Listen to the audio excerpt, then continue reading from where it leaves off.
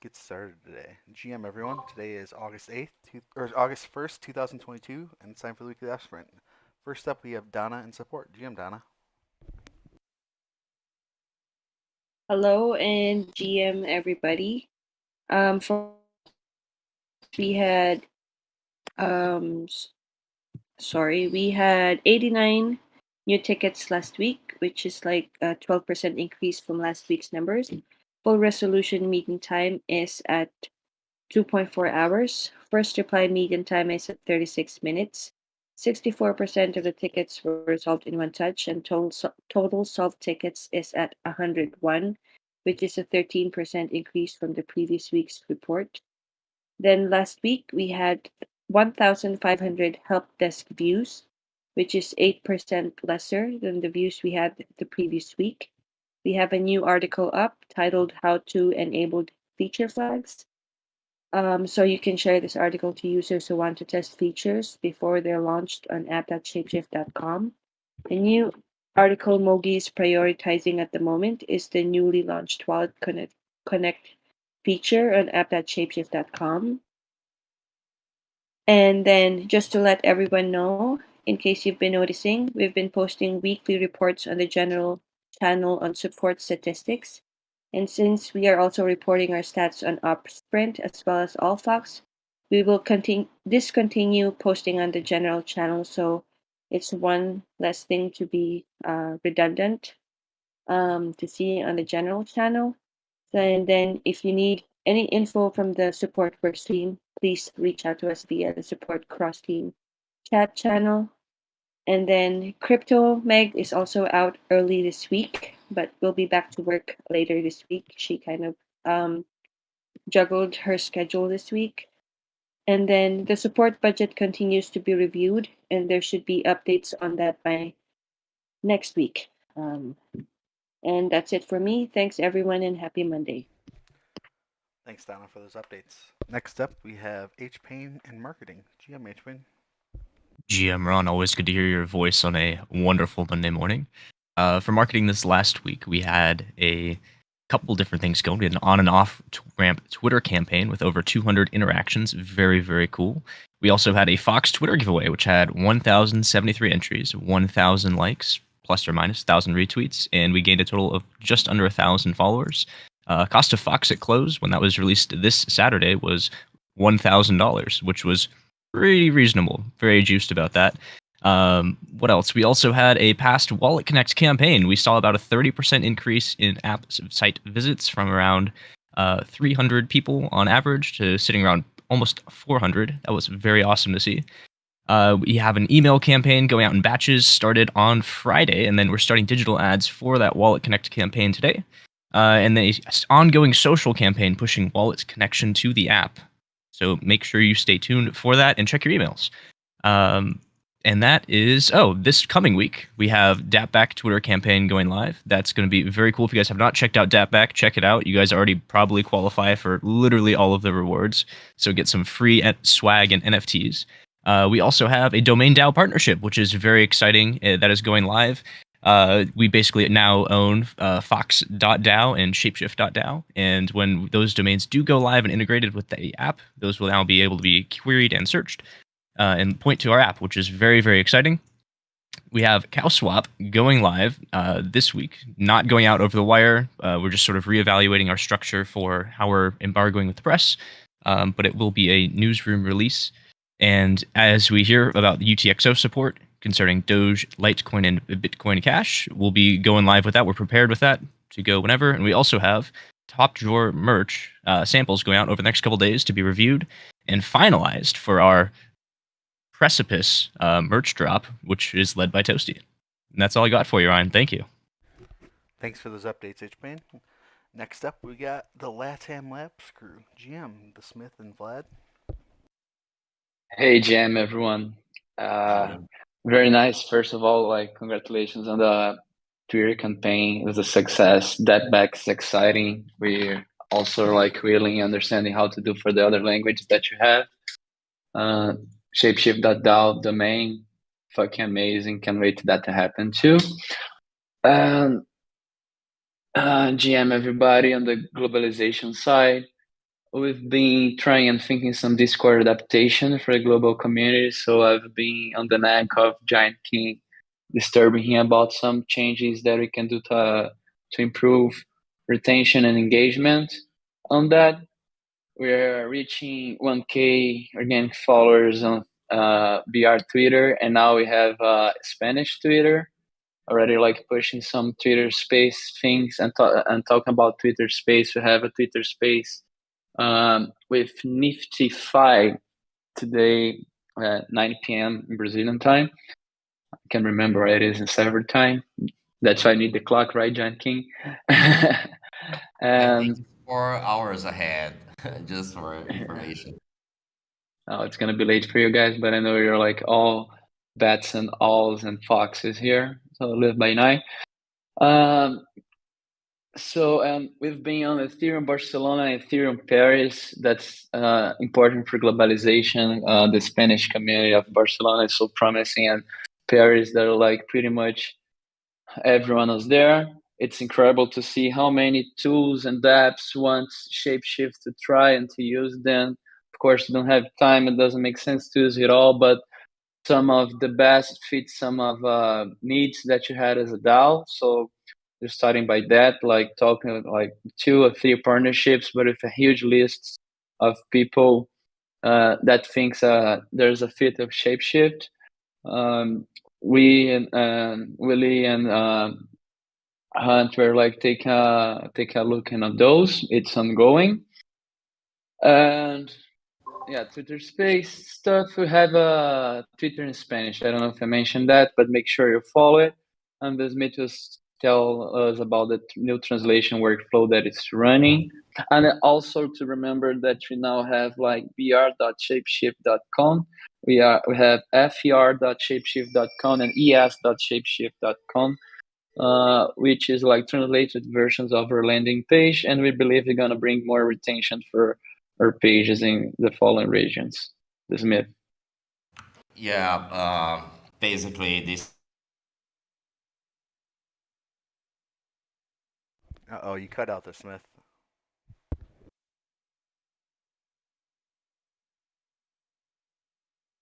And I'm making a proposal on the forum to buy the Smith and new microphone. Yeah, my microphone is a little bit messy. Oh, and he disconnected. Okay, basically, guys, we've been pushing some PRs in the repository with like translations. There's new translations. I think we are finishing French and like thinking about starting like German translations as well. But the Smith can speak better. I know he's finished it on Portuguese and Spanish. I'm guessing here. He's supposed to. Are we back, Uh, the Smith? can you hear me better? You can hear you now. Yeah, Let's for try now. for a little bit longer. Oh yeah, sorry. Yeah, I was with this mic trouble, but I will try to figure out. Can I go forward? Yeah, you can keep going. Okay, so quick update for the global translation flow. Okay, so yeah, the operation is running well. We've been pushing PRs in 2 repositories with the engineering team support. So thank you guys. We managed to push Portuguese, Spanish, and French translations for the app.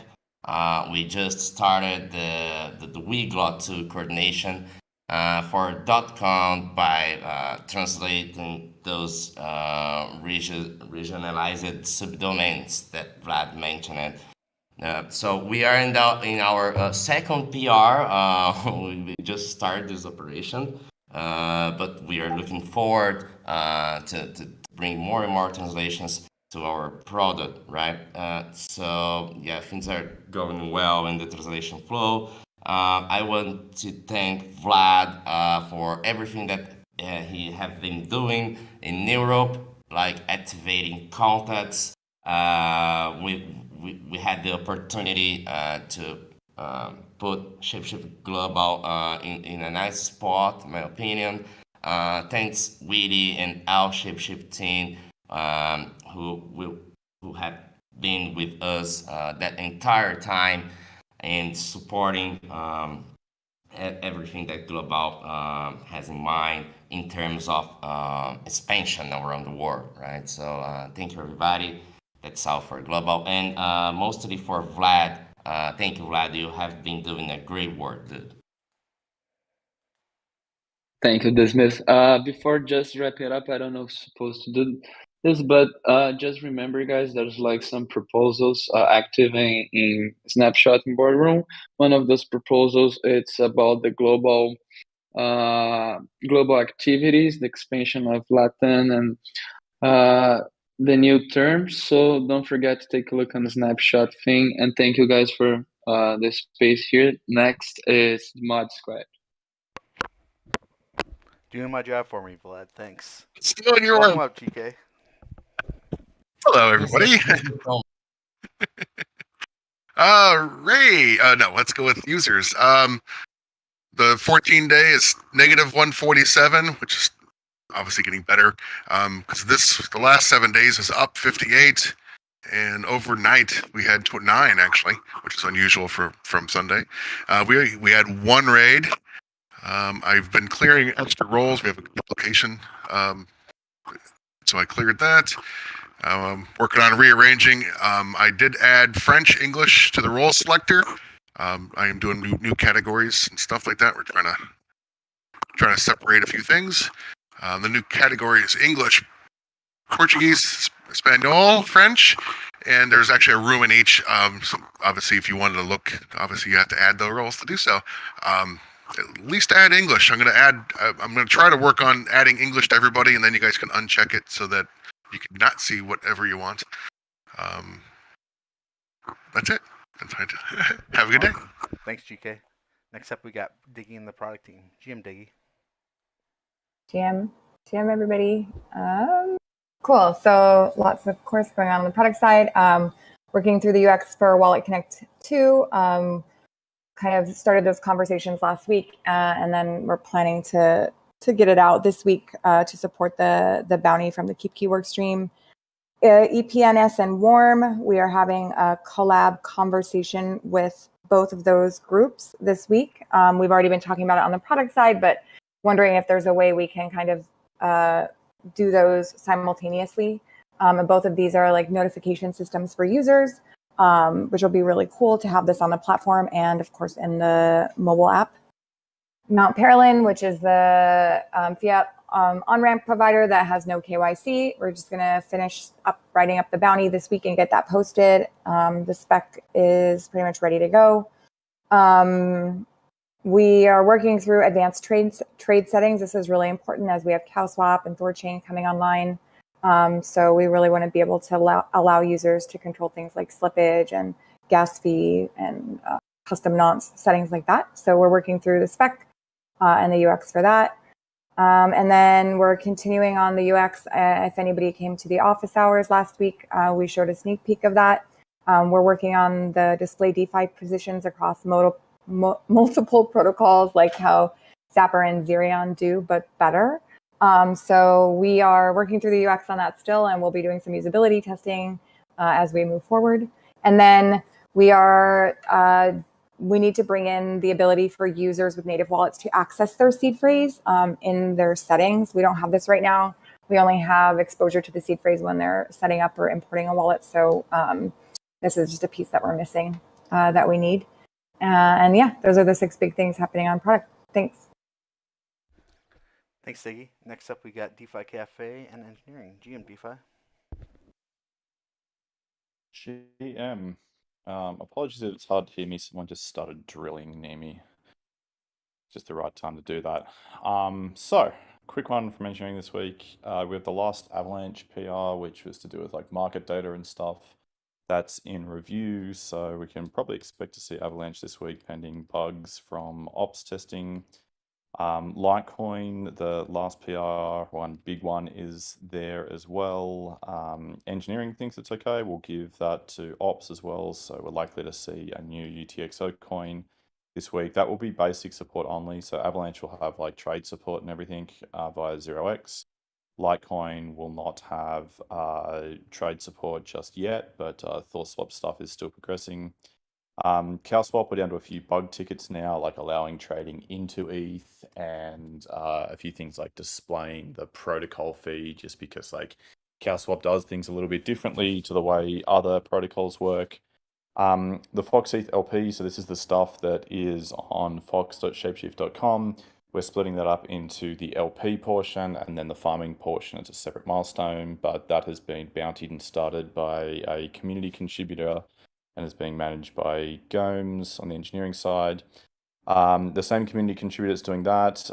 We've got the last kind of bug fixes of multi-currency. A lot of that stuff is already merged and behind a feature flag. So hopefully this is the last thing that Ops can identify before we can turn that flag on and have about 10 different currencies support throughout the app. And then on our kind of UTXO spree, we had Doge last week. I think it was last week it went live, and then Litecoin will likely go live this week. Bitcoin Cash will follow very quickly after that, thanks to the way that Kevin implemented Litecoin. Bitcoin Cash will very closely follow that abstraction and should be pretty much a slam dunk one. So then we've got a variety of other kind of little tickets in progress, things like some, Zendesk is coming and some cleanup stuff, but that's kind of the bulk of what's happening right now. Awesome. Thanks, DeFi. And then next up, we got operations, and I'll be covering for that today, as Tyler is still out. Tyler should be returning next week. I believe he'll be back on Monday bright and early. He's got limited access to everything, so in case you need him, he may take a bit to respond. New marketing feature release update thread is linked there, and I know that's updated. Bounty Wallet Funded, still working on, the Bounty Babes are still working on the process for multiple work streams, parallel bounty boards. I know that it's being tracked on different pages, but I don't know if it's being correlated together or not yet. Triage report, there was 5 reported issues, 0 resolved, 4 were UI UX, and 1 was a wallet. I already covered Tyler. Goat Farm. Dogecoin is, I think DeFi said it's live. I thought it was flagged, but it's probably live, like he said. Make progress, as he said. Litecoin, Beesh, and I know Osmo is still in the works. Idle Finance, CowSwap is close. Thorchain, multi-currency. Then for last week, we had 83 PRs and 5 repos by 15 contributors, no new contributors, and 1 bounty created, 0 closed successfully. I know Kent asked me to cover for tokenomics today, so the Tuesday tokenomics preview, Rory debt analysis, Fringe Finance AMA. Fringe is a lending protocol for long tail assets. Pasigos runway discussion. Active research, Ethereum scaling via optimism. Governance, TMDC allocation proposal heading to snapshot imminently. I believe that is a Professor McCarthy. He's going to be pushing that. And then finally, but not least, the Fox Foundation with Willie Fox and Ocean. GM. GM Ron, GM everybody. Hope you all had a great weekend and ready for a best week ever. GM Ocean. Hey Willie. Hey PT, how's it going? It's a beautiful Monday morning. How about you guys? Doing well, thanks. It's good to be back for a full week and kick it off with Op Sprint. It felt very very incomplete last week without being around for Monday. Cool. So just launching those updates. Obviously, everyone's already heard about all the UTXOs that are getting pushed out. Sounds like Litecoin's just around the corner and Bitcoin Cash soon, which is great to see, getting us closer to parity. So I believe that leaves BNB and Rune as the last 2 chains that we need to support to allow us to migrate mobile web, or sorry, not mobile, but just web users. So basically taking beta dot and redirecting it to app dot. So it sounds like 3 to 4 weeks out on that. So I probably need to coordinate with product and marketing, basically just so everyone's ready and we can make sure that we have all the notifications and email campaigns that we might need for that. So that's really exciting to see. We've also engaged Major Hayes to assist with the wrapping of the mobile application. and we're working through project plans there. But roughly the tentative date for all users being migrated off the mobile app onto the new mobile apps that will basically wrap app.shapeshift.com is September 26th. And that kind of leads into the next piece, which the foundation is going to propose a goal to its board. We have a board meeting on the 10th of this month that we would basically have all users migrated and have torn down AWS infrastructure that supports all the legacy applications by mid-November. So it's a pretty big milestone in terms of the foundation and also in terms of cost savings, and then also getting more users onto app.shapeshift.com. So we're open to feedback on it. The language of the goal is posted in the OpSprint cell, so anyone can take a look, and we're open to any feedback that there is about that goal. It probably will affect, interim milestones of this will probably affect all the work streams across marketing, operations, support, etc. So I just want to make sure everyone's aware of it, kind of ready for some of those things as they come up.